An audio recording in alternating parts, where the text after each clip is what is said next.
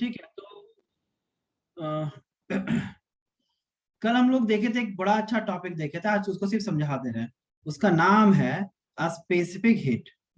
उसका नाम क्या है? Specific heat. ठीक है, ये क्वेश्चन तुमसे पूछेगा, ये तुमसे क्वेश्चन पूछेगा कि ये है क्या स्पेसिफिक। अच्छा ये बताओ, हीट इज ए प्रॉपर्टी। आज एक क्वेश्चन पूछे थे कि हीट जो है प्रॉपर्टीज तो है, थर्मोडायनेमिक्स प्रॉपर्टीज हम मान रहे हैं, बट वो इंटेंसिव है कि एक्सटेंसिव है।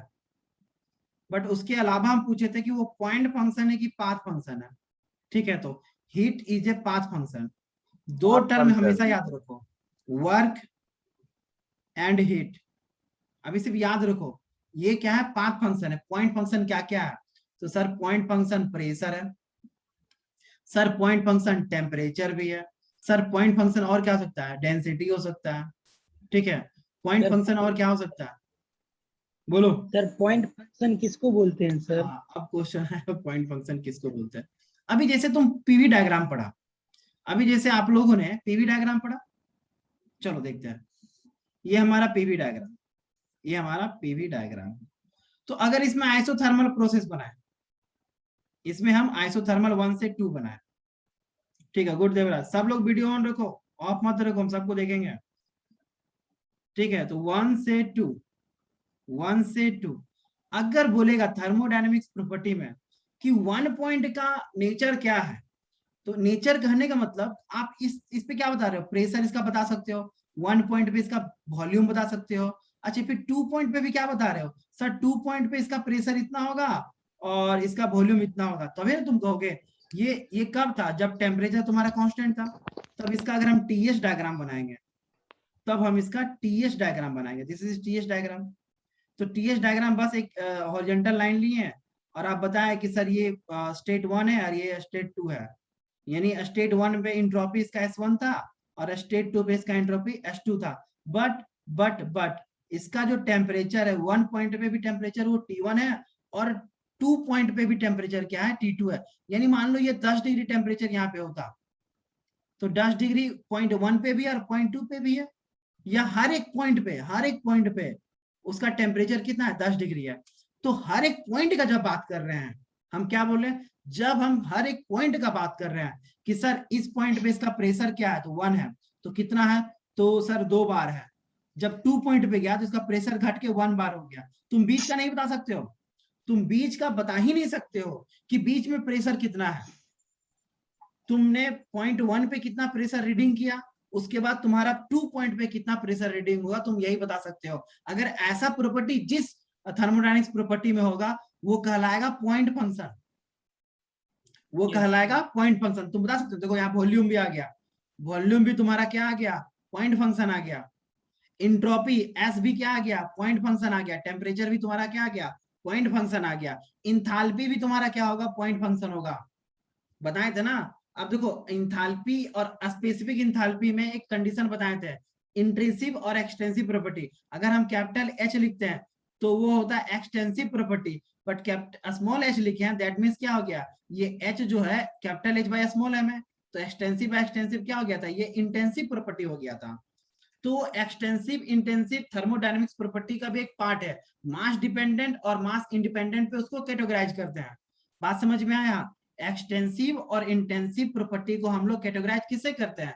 मास इंडिपेंडेंट और मास डिपेंडेंट। अगर वो मास इंडिपेंडेंट है तो इंट्रिंसिक प्रॉपर्टी होगा, अगर मास डिपेंडेंट है तो वो एक्सटेंसिव प्रॉपर्टी होगा। बट हम लोग यहाँ पे किससे कैटेगराइज कर रहे हैं कि सर वो कौन सा पॉइंट फंक्शन है या पाथ फंक्शन है? जो पाथ को फॉलो करे। यानी कि यहीं पे अभी तुम क्या निकाले? आइसोथर्मल प्रोसेस का तुम क्या निकाले जी? वर्क निकाले। बोलो। अभी आइसोथर्मल प्रोसेस का जस्ट इससे पहले का जो क्लास तुम लोग जो इन्वॉल्व हुआ था, उसमें तुम क्या निकाला था? वर्क निकाला था। तो वर्क किसका निकाला था? इस पूरे पाथ का निकाला था। ठीक है, और वर्क जब भी निकालोगे उसमें क्या लगा होगा? डेल निकालोगे, यानी कि डिफरेंस निकालते हैं। It is in exact depreciation.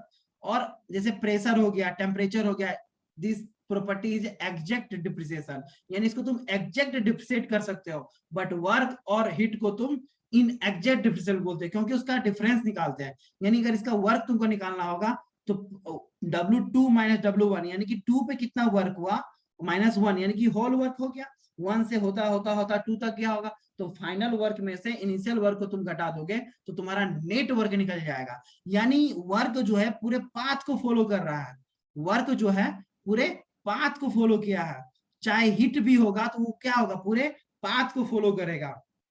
वो थर्मोडायनेमिक्स प्रॉपर्टी है, बट वो क्या कर रहा है, वो पूरे पाथ को फॉलो कर रहा है, इसलिए हीट और वर्क जो होगा वो पाथ फंक्शन होगा। जबकि pressure, temperature, volume, entropy, temperature, enthalpy, किसी एक पॉइंट पे, पर्टिकुलर पॉइंट पे तुम उसका प्रेशर बता सकते हो, उस पार्टिकल पॉइंट का तुम उसका टेम्परेचर बता सकते हो, उस पॉइंट पे तुम उसका वॉल्यूम बता सकते हो। जस्ट एक एग्जांपल ले लो, तुम बैलून फुलाते हो, तो जब तुम बैलून फुला रहे हो तो उसका भी वॉल्यूम क्या होगा, मान लो कुछ कुछ जीरो वॉल्यूम नहीं, मान लेते 1 मीटर क्यूब है।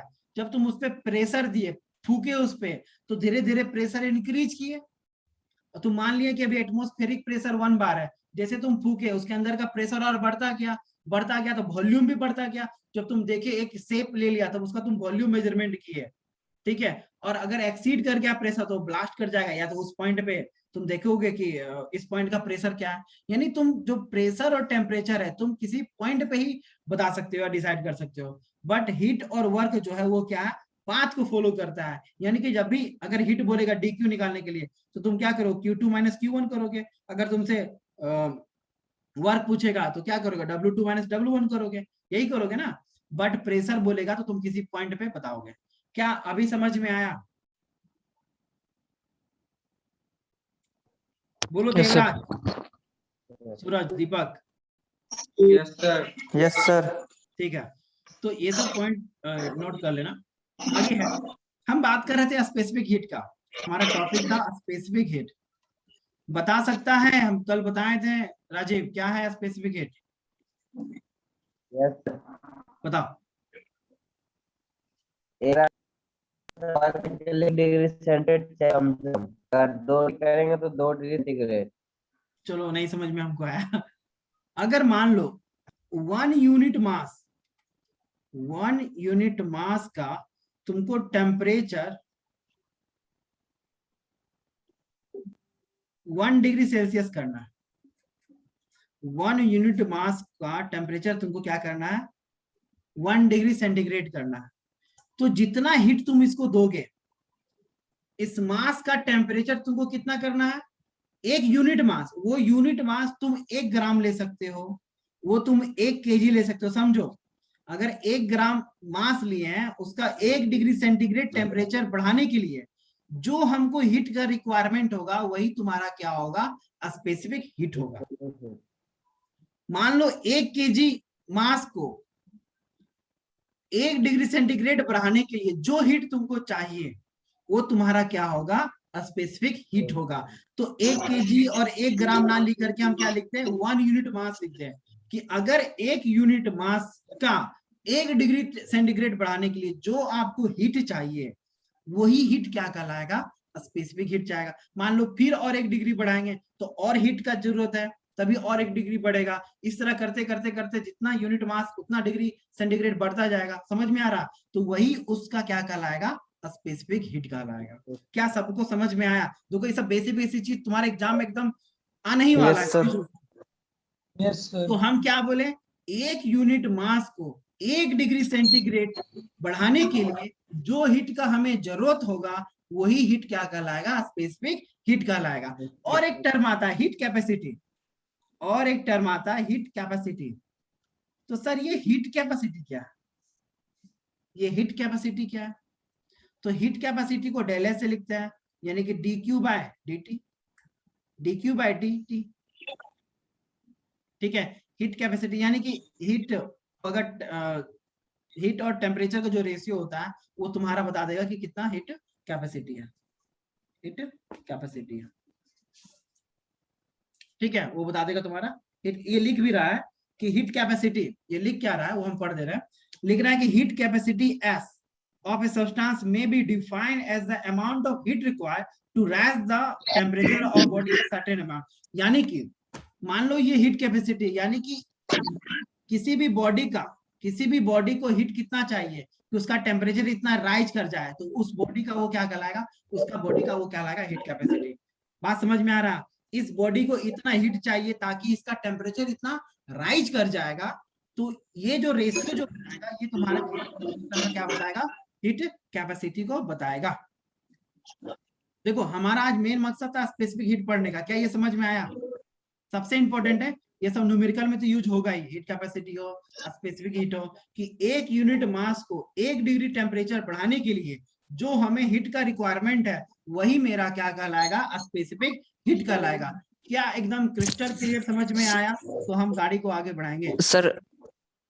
सर हीट कैपेसिटी और एक बार समझा दीजिए। हाँ, हीट कैपेसिटी देखो क्या है, कह रहे हैं कि मान लो किसी सिस्टम को PQ हीट चाहिए ताकि उसका टेम्परेचर DT बढ़ जाए या T टेम्परेचर बढ़ जाए, किसी वही चीज है, हीट कैपेसिटी के बाद ही आया है स्पेसिफिक हीट। तो हीट कैपेसिटी क्या बोल रहा है कि मान लो किसी भी सिस्टम को उतना ही हीट चाहिए जितना उसको मान लो तुमको 100 डिग्री सेंटीग्रेड बढ़ाना है, तो मान लो तुम 10 ग्राम कोयला यूज करेगा तो 100 डिग्री सेंटीग्रेड होगा, हमको उसको लिए चाहिए 100 ग्राम कोयला चाहिए, तभी तो हीट जनरेट होगा उतना 100 डिग्री सेंटीग्रेड। समझ में आ रहा है? यानी 100 डिग्री सेंटीग्रेड टेम्परेचर बढ़ाने के लिए हमको 100 ग्राम हीट का जरूरत होगा, मतलब 100 ग्राम मास में बता रहे हैं, ये चेंज करेंगे किसमें, जूल में करेंगे, ठीक है। अरे बर्न करो, केमिकल रिएक्शन होगा, उससे हीट पैदा करेगा, वो हीट किस में कन्वर्ट करेगा, वो हम मानेंगे कि वो क्या है, जूल के बराबर है, ठीक है। वही जो इन दोनों का रेशियो है वो क्या कहलाएगा, हीट कैपेसिटी।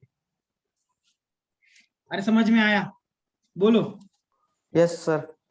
लिख रहा है ना कि अमाउंट ऑफ हीट रिक्वायर्ड, मतलब कितना अमाउंट में हीट रिक्वायर्ड है to raise the temperature of the body at a certain amount. हम क्या बोल रहे हैं, किसी भी बॉडी का तुमको 100 डिग्री सेंटीग्रेड तक क्या करना है, टेम्परेचर बढ़ाना है, तो कितना मात्रा में आपको हीट चाहिए, तो जितना मात्रा में हीट चाहिए उतना आप फ्यूल दोगे, उतना मात्रा में आप क्या दोगे, फ्यूल दोगे। यस मान लो सर। तुमको क्या करना है, अब मान लो पार्टी तुम दे रहे हो, बहुत बड़ा पार्टी दे रहे हो, तो तुमको ज्यादा अमाउंट में खाना बनाना है, तो तुमको ज्यादा बड़ा बर्तन लेना पड़ेगा। तुम क्या घर का गैस चूल्हा में खाना बना सकता है, नहीं बना सकता है, तुमको उसके लिए बड़ा चूल्हा चाहिए, या तुम करेगा कोयला का व्यवस्था करेगा ताकि उतना हीट जनरेट हो, क्योंकि हमको ज्यादा लोगों का खाना बनाना है तो बर्तन को ज्यादा गर्म करना पड़ेगा ताकि खाना मेरा पक सके। क्या समझ पाया? यानी कि हमको डिसाइड करना है कि कितना मात्रा में हीट मेरा चाहिए ताकि उसका टेम्परेचर कितना हम राइज कर सकें। अगर ये क्वांटिटी हमको पता चल गया तो उस सिस्टम का हमको क्या पता चल जाएगा, हीट कैपेसिटी पता चल जाएगा। क्या कॉन्सेप्ट क्लियर हो रहा है, बोलो।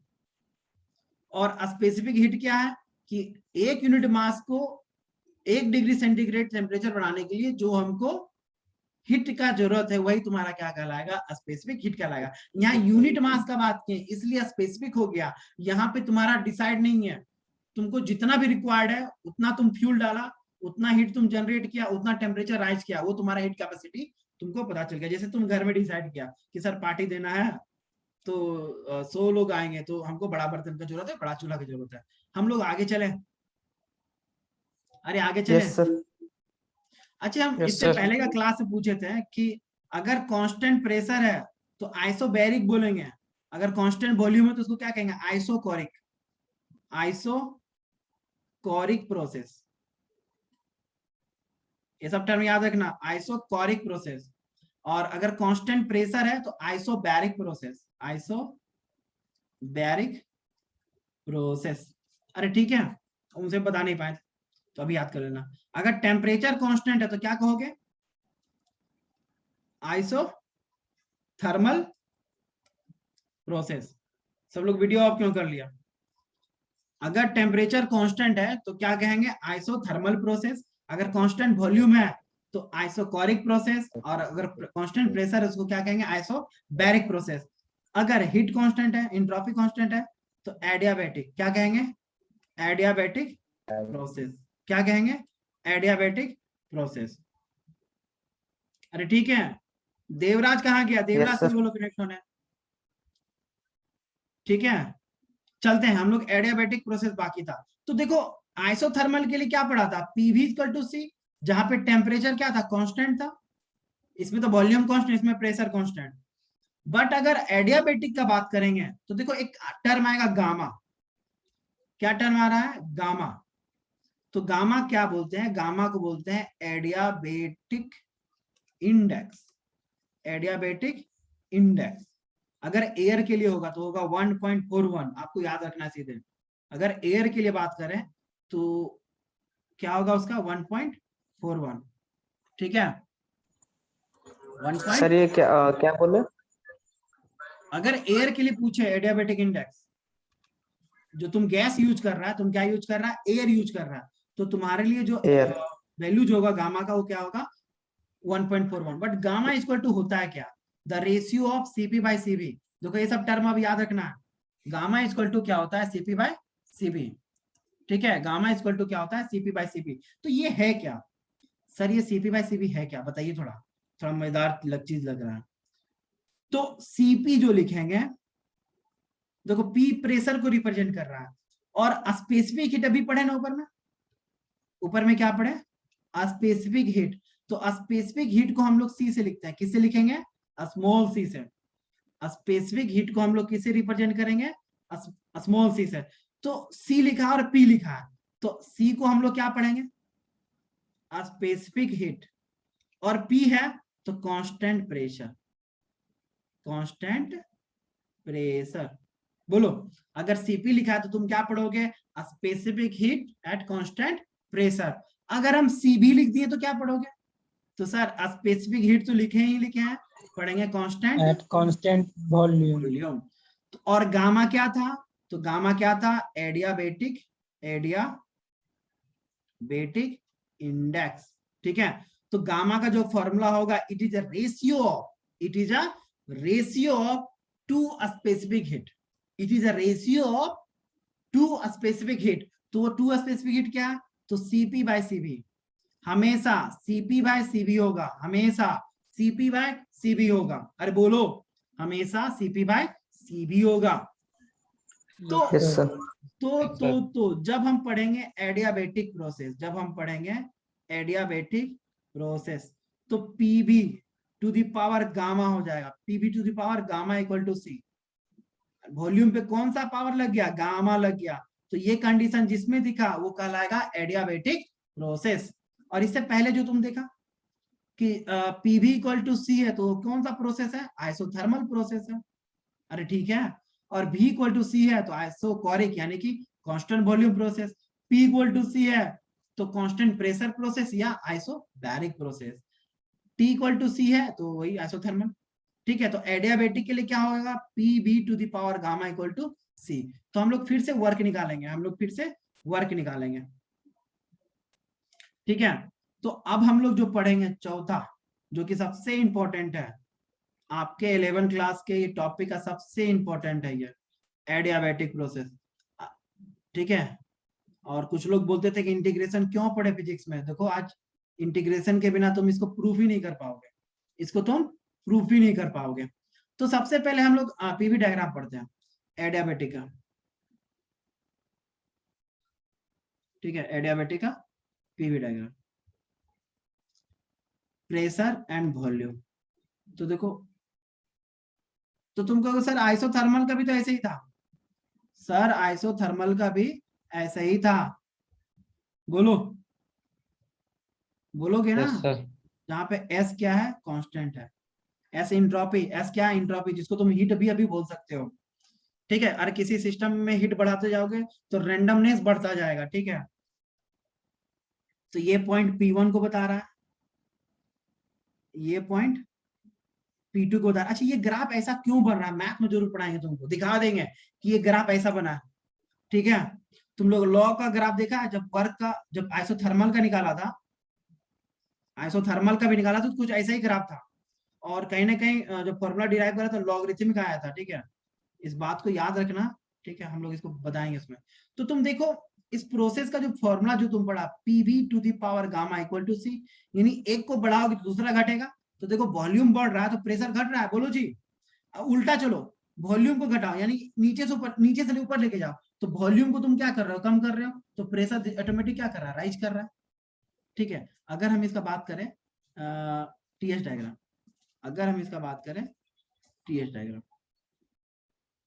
ठीक है, अगर हम इसका बात कर रहे हैं टीएस डायग्राम, तो बताओ क्या कांस्टेंट है, एंट्रोपी कांस्टेंट है। जैसे पीवी डायग्राम में जब वॉल्यूम कांस्टेंट होता था तो वर्टिकली ग्राफ बनाते थे, और प्रेशर कांस्टेंट पे तो हॉरिजॉन्टल बनाते थे। आइसोथर्मल में तुम क्या किए थे, हॉरिजॉन्टल बनाए थे, टेम्परेचर कांस्टेंट था। इसमें क्या है, एंट्रोपी कांस्टेंट है, यानी कि ये वर्टिकल ग्राफ बनेगा। इसमें ये ग्राफ क्या बनेगा, वर्टिकल बनेगा। अरे बोलो, बोलेगा? Yes sir. सब लोग गुस्सा गया क्या? अरे सब लोग गुस्सा गया क्या कि सर रात में तो छोड़ दीजिए? रात में नहीं कुछ नहीं छोड़ेंगे, सबका तेल निकाल देंगे हम। सिर्फ दिन भर उठना है, सोना है, खाना है। अमनवा का तो पता ही नहीं है, उसको दौड़ा दौड़ा के मारेंगे, देखना। ठीक है, मजाक कर रहे हैं। ठीक है, नहीं तो कहेगा सर ऑनलाइन भी आप ऐसा बोल देते हमारे बारे में। तो तुम देखो, यहाँ यहाँ फील करो, तो देखो यहाँ ये किसका ग्राफ बना है, एडियाबेटिक का। तो क्या है यहाँ पे S1 बराबर S2 है, तो तुम इसको लिख सकते हो सर S1 बराबर अगर S2 है तो S1 माइनस S2 बराबर 0।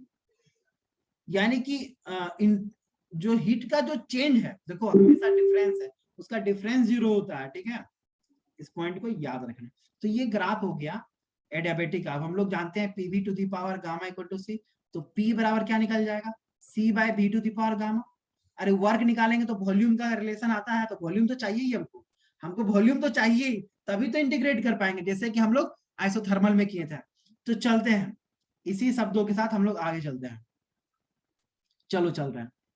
तो हमें फाइनली निकालना है work done, work done of adiabatic process, of adiabatic process. तो WADI, इतना लिखने का जरूरत नहीं यार, हम डायरेक्ट चलते हैं। तो ये भी क्या है, क्लोज सिस्टम है। अभी मान के चल रहे हैं क्लोज सिस्टम पढ़ रहे हैं। ठीक है, पढ़ाए थे ना थर्मोडायनेमिक्स में, 3 type system, open system, close system और आइसोलेटेड सिस्टम। ओपन सिस्टम में जिसमें एनर्जी और मास दोनों का ट्रांसफर हो रहा है। क्लोज सिस्टम में ओनली एनर्जी का ट्रांसफर होगा, मास का ट्रांसफर यहाँ नहीं हो रहा है। आप घर के बाहर और घर के अंदर नहीं आ सकते हैं, भले आप अंदर से शक्तिमान की तरह एनर्जी को डेवलप करके बाहर भेज सकते हैं और बाहर का शक्ति अंदर ला सकते हैं, एनर्जी का ट्रांसफर आप कर सकते हैं। तो वही सिस्टम के लिए, तो work equal to integration PdV। अरे बोलो, इंटीग्रेशन PdV। तो वॉल्यूम भी फिर से देखो, V1 से कहां तक गया है, V2 तक गया है ना, वॉल्यूम भी आपका V1 से कहां तक जा रहा है, V2 तक जा रहा है। तो लगा दो जी, V1 से V2। और हमें पता है कि P to the power gamma equal to C, तो प्रेशर के जगह C by V to the power gamma लिख सकते हैं। अगर ऐसा टर्म लिखा है तो तुम लिख सकते हो P1 V1 to the power gamma बराबर P2 V2 to the power gamma, लिख सकते हैं ना जी। क्या तुम ऐसा भी लिख सकते हो, V1 पे पावर गामा बटा V2 to the power gamma P2 by P1, लिख ही सकते हैं। या लिख सकते हैं V1 by V2 to the power gamma equal to P2 by P1। अरे बोल लो, नहीं बोलेगा तो लिख सकते हैं। और इतना बराबर भी है क्या, C के बराबर ही है, और ये भी तो C के बराबर ही है। चलो हम लोग कार्यक्रम इधर स्टार्ट करते हैं। P की जगह ये पुट करो, P की जगह ये पुट करते हैं, P की जगह ये पुट करते हैं। तो P की जगह अगर ये पुट कर रहे हैं तो इंटीग्रेशन कहां से कहां करना है, V1 से V2 करना है। तो C V पे पावर गामा इंटू DV। अरे कांस्टेंट क्या टर्म है बताओ, C टर्म कांस्टेंट बाहर निकाल दो, V1 से V2 1 by V to the power gamma into DV। हम पेज पलट रहे हैं, पेज इसमें तो पूरे पलटा जाएगा। क्या क्या लिखे थे थोड़ा सा देखना, V1 से V2 लिखे थे, और 1 बटा V पे पावर गामा इंटू DV। क्या हम इसको ऐसा लिख सकते हैं, बता दो मेरे बच्चों, V पे power minus gamma into DV। अगर वो दिन याद करो, अगर वो दिन याद आता है कि सर पढ़ाए थे कि x पे पावर n dx है, तो लिखते हैं कि अगर x पे पावर n है और x जो है dx के रिस्पेक्ट में है, तो आप लिख दोगे x n, बोलो +1 या -1, -1 सर। कौन बोला, कौन बोला? अरे +1 ना, वो डिप्सेशन में चला गया, देखो वो थोड़ा 1957 में चला गया, पुरानी यादों में। अरे 2021 में आओ यार, इंटीग्रेशन का बात कर रहे हैं। वो गधा क्या बोल रहा है कि सर dx पे पावर n लिखते हैं ना, तो n को पहले लिखिए, फिर x लिखिए और n-1 लिख दीजिए और सेवा समाप्त कर दीजिए। अरे ठीक है दीपक, तो ऐसा है, तो देखो v पे पावर क्या है, x के जगह v है और n के जगह गामा है। तो चलो करते हैं, इंटीग्रेशन करना पहले, तो v पे पावर गामा +1 बटा माइनस गामा, और उसमें भी क्या करना है +1। अरे करेंगे, और इंटीग्रेशन कहां से कहां तक होगा, v1 से v2 तक होगा। बोल दो। Yes sir. देखो इंटीग्रेशन नहीं समझ में आ रहा है तो इंटीग्रेशन हम देखना, प्लेलिस्ट में जाना, 11 क्लास का मैथमेटिक्स में जाना, उसमें इंटीग्रेशन बहुत अच्छा समझाया है, डेफिनिट इंडेफिनिट दोनों ये बताया आता है। ठीक है। ठीक है सर। W बराबर C, इसको और कैसे लिख सकता है, तो हम इसको लिख सकते हैं भी 1 माइनस गामा बटा 1 माइनस गामा, लिख सकते हैं ना ऐसे, V1 से V2। एक बार क्या करोगे, अपर लिमिट को रखोगे, V की जगह V2 रखोगे, अरे ठीक है, तो V2 पे पावर 1 माइनस गामा बटा 1 माइनस गामा तो है ही, minus upper limit minus lower limit, तो V1 पे पावर 1 माइनस गामा बटा 1 माइनस गामा, 1 माइनस गामा को तो हमको बाहर ही कर लेना चाहिए। चलो कर लेते हैं, C बटा 1 माइनस गामा को बाहर ही कर लिया, तो ये हो गया V2 to the power 1 minus gamma minus V1 पे पावर 1 माइनस गामा। क्या लिख सकते हैं ऐसा, अरे बोलो बोलो। एक काम कर सकते हैं, नीचे से भी माइनस कॉमन ले लो, तो इसको लिख सकते हो गामा -1। बोलो, माइनस को हम बाहर ले लिए तो पलट जाएगा नहीं है, और माइनस को अंदर ले जाओ, अरे लो हम माइनस को बाहर कर दिए, लो ऐसे ऐसे ऐसे लिख सकते हैं, कौन कौन बोलेगा, माइनस करो तो माइनस गामा +1। हम ऐसा इसलिए किए हैं क्योंकि ये V2 ऐसा है, हम उसको लाना चाह रहे V1 के टर्म में। किसके टर्म में, V1 के टर्म में, जैसे यहाँ लिख रहा है। कुछ लोग गुस्सा आ गया, सर ऐसा काहे कर दिया, कुछ लोग गुस्सा आ गया, देखो 10 ही मिनट है, हम लोग को 10 मिनट के अंदर ही खत्म करना है, तो माइनस क्या कहते हैं गामा -1 कर दिए थे, अरे यही किए थे ना, अरे यही किए थे ना, हाँ ठीक है। फिर लिखे थे V2 1 minus gamma minus V1 1 minus gamma, अरे यही था ना। तो W इक्वल टू, इस माइनस को बाहर अंदर कर दो, तो C बटा गामा -1, क्या लिख सकते हो V1 पे पावर 1 माइनस गामा और माइनस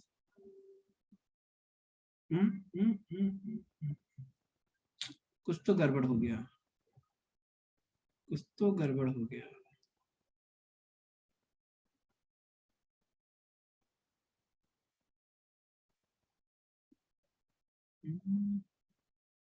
क्या गड़बड़ हो गया देखो तो, ठीक है ये इसको ठीक लिखे हैं, V2 माइनस V1 ठीक है। चलो देखते हैं क्या गड़बड़ आ रहा है, तो लास्ट में तो पता चल ही जाएगा, अरे लास्ट में तो पता चल ही जाएगा, ठीक है। अरे यहाँ V2 होगा। बट कुछ डाउट हमको लग रहा है, एक बार चेक करना, तो V to the power gamma equal to C, ठीक है, तो P equal to C by V पे पावर गामा, गामा +1, ठीक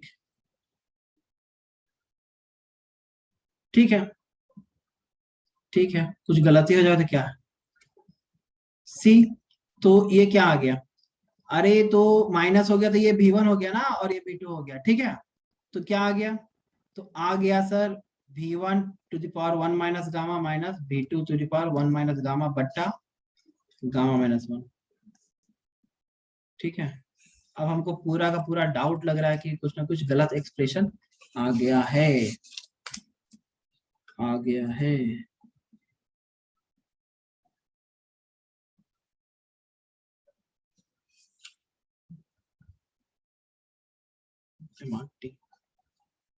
पीवी,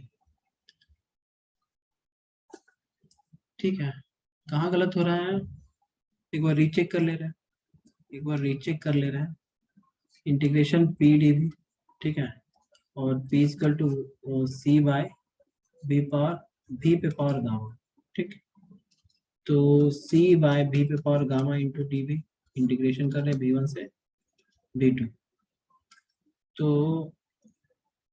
V पे पावर माइनस गामा +1 बटा माइनस गामा +1 V1 से V2, ठीक है। C को तो हम बाहर ही रखे हैं, C बाहर ही है, और 1 माइनस गामा है यहाँ पे, ठीक। एक बार V2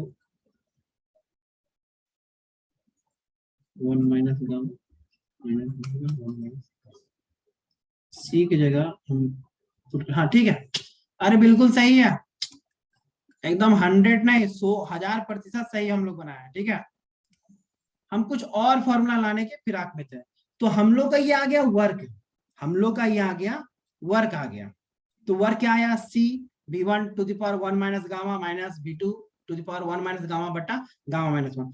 आगे चलते हैं, हो आगे चलते हैं, ठीक है। तो आगे क्या जानते हैं कि सर हम जानते हैं P1 V1 to the power gamma बराबर P2 V2 to the power gamma equal to C, लिख सकते हैं एडियाबेटिक प्रोसेस में।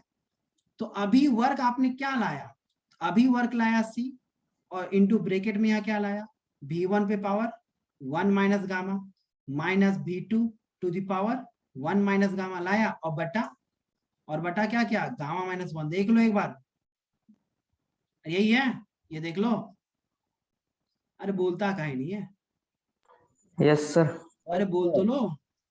चलो Yes, sir. अब इस Yes, C के sir. जगह, इस C के जगह क्या हम P1 V1 ये पुट कर सकते हैं, और इस C के जगह ये भी पुट कर सकते हैं। बोलो, इस C का मल्टीपल इससे भी है और इस C का मल्टीपल यहाँ पे भी होगा। तो अरे बोल लो, क्या ये ऐसा लिख सकते हो, C V1 1 minus gamma minus C V2 1 minus gamma, और बटा तो गामा माइनस 1 है ही है। एक जगह C1 जो V1 का रिलेशन है हम V1 वाला पुट करेंगे, और V2 रिलेशन की जगह V2 वाला को पुट करेंगे। करो जल्दी, अरे जल्दी जल्दी करो, थोड़ा समय वो ले लिया, हम ही कंफ्यूज हो गए थे जी। तो P1 V1 to the power gamma, और क्या है V1, तो सर V1 1 माइनस गामा है, फिर है माइनस C की जगह P2 V2 वाला रखते हैं, तो P2 V2 to the power gamma into V2 पे पावर 1 माइनस गामा, अरे ये वाला, और इसी की जगह ये वाला पुट किए, 2 वाला 2 के साथ रिलेशन पुट किए, डिवाइड बाय गामा माइनस 1। अब सबको सर्ट्स पता होना चाहिए, क्या पता होना चाहिए, सर्ट्स। क्या देखो इसको लिख सकते हैं P1 V1, अब देखो ये जाति अगर सेम है तो पावर क्या हो जाएगा, जुट जाएगा जी। तो गामा प्लस 1 माइनस गामा, बोलो माइनस यस सर। V2, देखो फिर जाति जुट जाएगा, गामा प्लस 1 माइनस गामा, और डिवाइड बाय गामा माइनस 1। तो देखो कुछ जय हिंद जय भारत हो रहा है, बताते जाओ। तो सर ये गामा और गामा गामा करने चला गया, यानी कि जय हिंद जय भारत हो गया। तो फाइनली जो वर्क आया एडियाबेटिक का वो क्या आया, तो सर आया P1 V1 minus P2 V2 by gamma minus 1। तो ये तुम निकाला क्या, वर्क निकाला, किसका, एडियाबेटिक प्रोसेस का। अरे बोलो जी, यस सर। तो वर्क जो अभी तुम लाए एडियाबेटिक का, वो क्या लाए, यही आपको याद रखना है, P1 V1 minus P2 V2 बटा P2 V2 gamma by minus. चलो गामा माइनस 1। इस फॉर्मूला को कुछ और रीअरेंज करते हैं। We know that PV equal to MRT, अरे PV इक्वल टू MRT, तो P1 V1 के जगह तुम लिख सकते हो MR तो कांस्टेंट T1, और जहां पे P2 V2 वहां लिख सकते हो MR T2। अरे बोल दो, यस सर। वर्क एडियाबेटिक, तो P1 V1 के जगह क्या लिखेंगे, MR तो दोनों में कॉमन ले लेंगे, तो MR को कॉमन ले लो, या पूरा लिखो MR T1 minus MR T2 divide by gamma minus 1। तो सर ये वर्क एडियाबेटिक जो आ गया MR T1 minus T2 divide by gamma minus 1। तो बोलो इतना सुंदर एक्सप्रेशन क्या सबको समझ में आया, यस सर। अरे बोलो। Yes, sir. PDF में इस पर कन्वर्ट करेंगे, हो सब लोग का स्क्रीनशॉट ले लिया था, अरे बोलो। Yes, sir. नहीं नहीं समझ में आया तो और सर स्क्रीन समझाएंगे। रिकॉर्ड कर लिए। अरे वाह, स्क्रीन रिकॉर्ड कर ले रहा, चलो चलो ठीक है, बार बार देखना है, हाँ? वाकई बार बार देखना। तो हम लोग क्या क्या पढ़े, तो आज हम लोग हीट कैपेसिटी पढ़े, हीट कैपेसिटी पढ़े, जिसको क्या पढ़े, del S equal to del Q by T. फिर पढ़े specific heat, specific heat, specific heat कि एक यूनिट मास को 1 डिग्री सेंटीग्रेड टेम्परेचर बढ़ाने के लिए जो हीट आपको चाहिए वो आपका स्पेसिफिक हीट है। फिर हम लोग पढ़े एडियाबेटिक इंडेक्स पढ़े, और एडियाबेटिक इंडेक्स क्या होता है, CP by CP, constant specific heat at constant pressure, specific heat at constant volume का रेशियो एडियाबेटिक इंडेक्स होता है। फिर हम लोग आइसोथर्मल प्रोसेस को देखें, फिर एडियाबेटिक प्रोसेस को देखें, ठीक है। तो इतना सारा बहुत सारा कोलैबोरेशन आज हम लोग पढ़े हैं, ठीक है। अब हमारे पास 1 मिनट का समय है, बट अब हम रखेंगे, बहुत हो गया क्लास। कल फिर मिलते हैं। देखो अभी क्लास बहुत ही मजेदार चल रहा है, ठीक है। क्लास को अपसेंट नहीं करो, कोई भी क्लास को अपसेंट मत यस करो, सर। ठीक है? अपसेंट जय हिंद, करोगे जय तो भारत। क्यों, रुक जाओ 1 मिनट है तो कुछ बोल ले दो। तो अभी देखो 2 घंटा क्लास चल गया, ठीक है। 2 घंटा में 2 घंटा से भी ज्यादा क्लास था, ऑफलाइन भी लेते हैं तो इससे भी ज्यादा लेते हैं हम, क्योंकि बहुत बेसिक को बताना पड़ता है। सभी को नोट डाउन कर लेना, आइसोथर्मल और एडियाबेटिक प्रोसेस, ठीक है। ये दोनों तुम्हारे एग्जाम में इंपॉर्टेंट है। न्यूमेरिकल 3 न्यूमेरिकल हम सॉल्व किए आज, उसी का डाटा को चेंज करना। हाँ, क्या पूछ रहा था तुम, जल्दी बोलो राजीव। कि अगर बॉयस लो का तुम पूछ रहा था कि सर P1 V1 बराबर P2 V2, तो मान लो P1 तुम्हारा दिया है 1 बार, P2 दिया है तुम्हारा 3 बार, और V1 दे दिया 3 मीटर क्यूब, तो V2 पूछ देगा। तो देखो P1 1 बार था, P1 और V1 बराबर P2 V2, तो P1 1 बार, V1 3 बराबर P2 3 बार, और V2 निकालना है। तो 3 3 कट गया, यानी कि V2 जो आ गया 1 मीटर क्यूब आ गया। इसी ढंग से बॉयस लो को बनाओ, चार्ल्स लो बताए, एवोगाड्रो लो पढ़ाए हैं, कल पढ़ाए थे ना, इस सबको यूज करो। और काइनेटिक थ्योरी में इतना मजा आएगा, मतलब बहुत अच्छे अच्छे सवाल बनेंगे।